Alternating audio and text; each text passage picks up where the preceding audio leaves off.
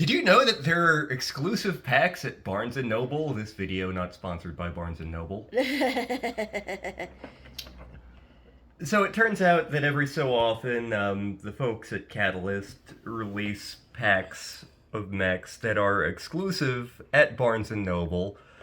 So when we went up to Poughkeepsie a couple of weeks ago for the heck of it, we also went to the Barnes& Noble there. Yep. Which is a very nice Barnes& Noble. Yes, 2 floors with an escalator. Mm-hmm. Why didn't you go to the one that's closer? We're not going to Newburgh. But while we were there, we picked up the Grey Death Legion Heavy Battle Lance. Who are the Grey Death Legion? I'm glad you asked, hypothetical viewer. The Grey Death Legion are a mercenary unit that came about during the tail end of the Fourth Succession War. They were founded by Grayson Death Carlisle, which I'm pretty sure I'm mispronouncing his middle name, but that's how it's spelled, damn it. Basically, the planet he was on was under attack by Curetans, and he worked the militia into, like, a useful unit, and he basically invented anti-mech infantry without battle armor, by the way. During the Word of Blake temper tantrum, the Grey Death Legion ended up being destroyed, but Gray's great-grandson, Ronan, and great-granddaughter, Isabel, through a whole bunch of shenanigans that were not their fault, end up rebuilding the unit about 100 years later during the Ill Clan era, and when all the shit goes down in the Jade Falcon occupation zone, which I'm absolutely loving. For more details about that, go hit up the Tamar Rising source book. Wow, I'm just advertising all sorts of shit today, aren't I? Sponsored by Oreos, not sponsored by Oreos. Not sponsored by Oreos. The Oreos are in there. But, yeah, this pack... The Grey Death Legion aren't necessarily my favorite mercenary unit. A friend of mine in middle school, they were his favorite mercenary unit and, like, his favorite part of the setting. And for a lot of the old grognards in BattleTech, the Grey Death Legion is how they got into the setting.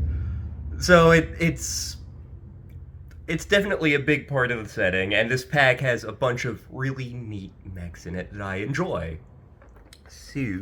time to look at them. Will there be any palm trees this time? They're dudes!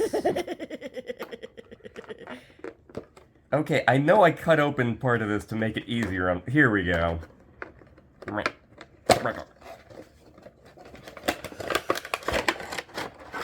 So we have 4 mechs and jump jet fumes. Which mech would you like to look at first? Is that it? That is the jump jet fumes. It kind of looks like a little castle. It is rocket exhaust, madam. But from here, it looks like a little castle, like a little tower. Well, we know what the title of this one's gonna be. Well, what about the one underneath it, then? Okay, that's actually what the jump jet fumes go with. So this is the Shadowhawk. It is a medium mech, and actually, for a while, Gray Carlisle himself piloted one. Eventually, it became one of the signature mechs of his wife, Lori Kalmar. It is a 55-tonner. It has a very weird movement profile for the basic one. It was originally created by Lang Industries on CAF, I believe. But it proliferated throughout the Inner Sphere. I know there is a factory for it, Earthworks factory for it in the Free Worlds League. I know a bunch of them are produced by Majesty Metals in the Periphery in Canopus. I also think that eventually the Taurians are building it. I think there was also an Earthworks factory building it in... probably kicking off in House Liao. Let's see here. And it was being built by Kalon Industries on Talon in the Federated Suns, although given that that factory got blown up and rebuilt, I'm not sure if it's still being built there. So you'd find this in... it's a pretty common mech in general. You'd definitely find it in 3 of the great houses in great amounts, although you could potentially find it anywhere. And you'd find it a lot in 2 of the periphery states. It's one of those mechs that's like, of all the battle mechs out there, this is certainly one of them. The bog standard one has jump jets, although not enough to move full jump range. It has an AC-5, an SRM-2, a medium laser, and an LRM-5. It's basically trying to do too many things at once, and therefore doesn't do it well. That said, it has a lot of fans, and is in fact... the design of it is based on the Dugrum from that anime, which was popular among a certain subset of people. In terms of the new Grey Death Legion, Isabel Carlyle actually eventually winds up piloting this. She piloted a Shadowhawk first when she was part of House Steiner with the 26th Arcturian Guard. When she got kicked out of that, she had to switch to a Hatchetman that they dug out of a junkyard. But eventually she found a Shadowhawk and is like, yes, mine! But yeah, it's an iconic mech in terms of the history of the Grey Death Legion, and a well-known mech in the franchise. And again, it's... of all the battle mechs, it's one of them! Still, I like the little guy. It's a good generic medium. Alright, which one should I do next? Next to that one. This one? Yes.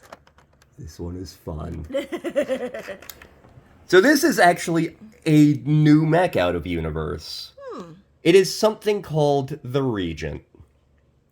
So at one point, Coventry Metalworks, my favorite mech company, mech producing company, made a mech called the Hauptmann for House Steiner, which was a 95-ton Omni-mech, which was an attempt to, like,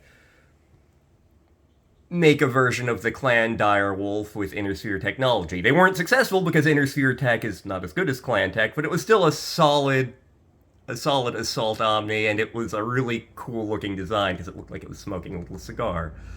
During the Word of Blake temper tantrum, that line wound up getting damaged, and they just weren't able to produce anymore. They wanted to, because they liked making the mech and selling it to people for tons of money, but they couldn't get the funds to rebuild that line. About 100 years later, enter Clan Seafox, who are like, we can arrange for there to be help for you to rebuild that line, but you've got to do a little something for us. So, in an alliance between Coventry Metalworks and House Steiner, Clan Seafox everywhere, and Technicron Manufacturing on Savannah in the Free Worlds League, we basically got a Clan Tech version of the Hauptmann known as the Regent, which is 5 tons lighter and pretty much by all accounts better, and the various configurations of it ape various other assault mechs. The primary configuration has a Clan LBX AC-20, 3 ER large lasers, a micropulse laser, and a Streak SRM-4. I feel like I'm forgetting a gun somewhere in there. But there are other configurations of it that are designed to, like, mimic versions of the Mauler, the Awesome, the Fafnir. And it's all... again, you'd find this most often in House Steiner and House Merrick, but because Clan Seafox are also heavily involved in the production, you could potentially find it anywhere. And in fact, the member of the new Grey Death Legion who's piloting this, a freeborn former Jade Falcon known as Curtin, basically traded some alleged artifacts to a greedy Seafox merchant for this mech.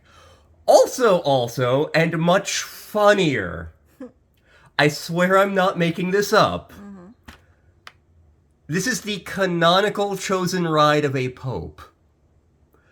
So, House Davian has its own branch of the Catholic Church for reasons we're not going to get into. And at one point, a lot of bad things happened to that branch of the Catholic Church, and their pope got killed. So they have to elect a new pope. And the pope they elect is a mech warrior. I think it's Pope Leo the... It's either Pope Leo the 21st or 31st. I can't remember. This was a character created as like part of a Kickstarter donation for one of the box sets. But yeah, this is the mech that the Battle Pope of New Avalon pilots. Not making this up. Is it a bad time to mention it kind of looks like Optimus Prime? There's another mech that looks more like Optimus Prime. They haven't made a new mini for that. When they do, I may have to get that pack just so we can look at it and go, yep, Optimus Prime. Alrighty. So, yep, the region. Which one should I do next? Let's go for the top one that looks like it has a shark nose. Okay. So this is a fun one for things I have to talk about. This is the catapult, which was originally produced by Hollis Industries in the Capellan Confederation. Back in the days of the Star League, it was one of the first mechs they made. It was a jumping missile boat. It had 2 LRM-15s without enough ammo, 4 medium lasers, jump jets. Not a bad mech, cool looking mech. Wasn't what the Star League was looking for, so it wound up not being produced in great numbers, and it ended up being fairly uncommon. Now, you may be looking at this and going, those don't look like friggin' missile launchers. What the hell is up with Lantern? Or Lantern, why you lie to us? They do look like more lasers. Well, about that. This version in particular is one of the K variants of the catapult. The K stands for Kurita. Yori Mechworks on the planet Al-Nair in House Kurita at some point got the plans for the catapult, probably part of the captain accords between the Free Worlds League, the Capellans, and House Kurita. And so, basically, while they were... Like, I think they did make a couple of the missile boaty versions of the mech, but they basically went, you know what? House Kurita is not currently making any version of the Warhammer, and they really like the Warhammer. Can we remake this into something that's kind of like the Warhammer? And so they took out the big missile pods and replaced them with particle projection cannons. They took out the jump jets and put in heat sinks. And they took out 2 of the medium lasers and put in machine guns. So this is basically like a knockoff Warhammer in catapult form, but it's not bad. Like, I know people who swear by this version of the catapult, and it's a fun version of it, too, even though it's nothing like any other version of the catapult at all. In terms of the new Grey Death Legion, this one is piloted by Nick Christensen, who was a Steiner mech warrior who basically went AWOL to go try to take on the Jade Falcons. He was unsuccessful, and he ended up getting drummed out and recruited by the Grey Death Legion. But yep, one of the K versions of the catapult, more commonly found in House Kurita. Darn cool mech. And last but not least. So, believe it or not, I've talked about this mech before in the video with Surratt. This, however, is a different version of it. So this is the Gargoyle. Specifically, it's the Gargoyle C, which I'll get to in a minute. The Gargoyle was one of Clan Wolf's iconic Omni-Mechs, their iconic Assault Omni-Mech, although several other clans wound up using it commonly and wound up producing it. Hell's Horses are a notable one.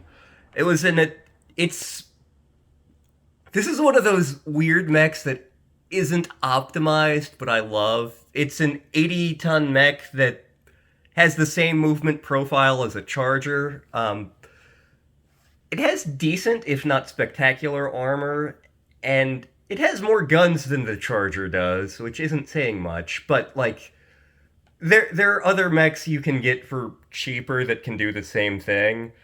That said, I love this thing. This mech specifically is the C configuration, which has 6 ER medium lasers in one arm, an Ultra AC-20 in the other arm, some A-pods, which are good for anti-infantry stuff in the legs. I think there might be a small laser on there somewhere. I'd have to double check. If there is, it's not a weapon you have to particularly care about. So it's a pretty fast-moving thing with, like, a whole bunch of decent-sized guns in one arm and one really, really big gun in the other arm. In terms of the new Grey Death Legion, this was... I have opinions on this. When the new Grey Death Legion was being formed, this was actually the mech that Ronan Carlyle was piloting. Again, it was salvaged from a junkyard and they managed to put it back together.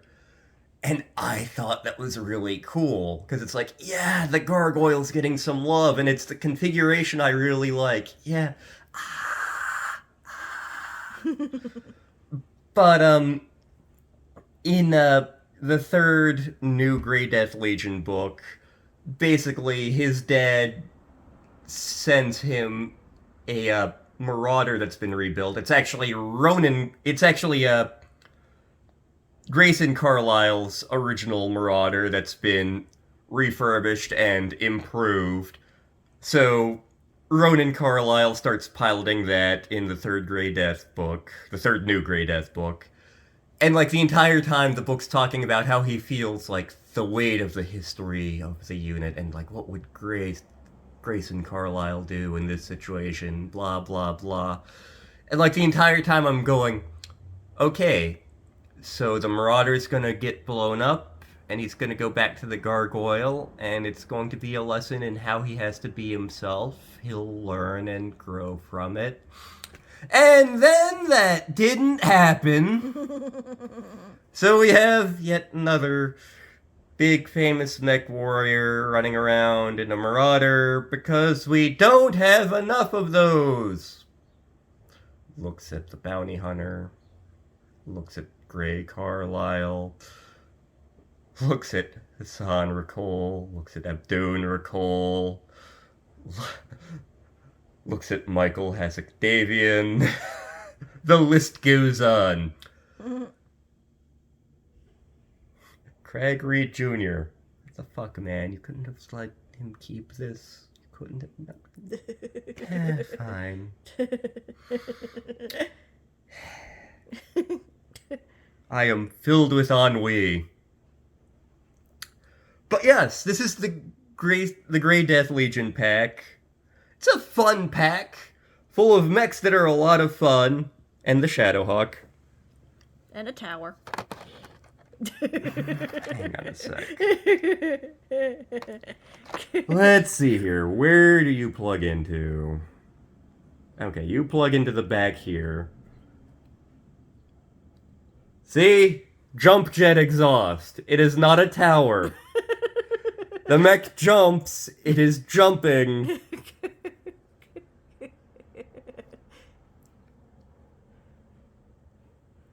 No towers of any kind.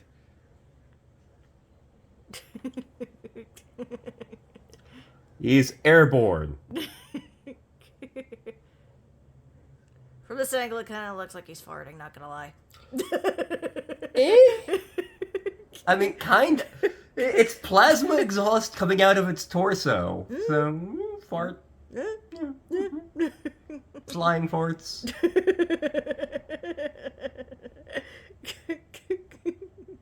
We're high class here. Indeed. But yes, this has been more Battle Mechs. These have been the Barnes & Noble exclusive mechs. There'll probably be more later. Whenever the hell the McCarran's Armored Cavalry pack comes out. Yeah. There's some awesome things in that one. But until then, Or whenever Lantern gets any more mechs. Send help.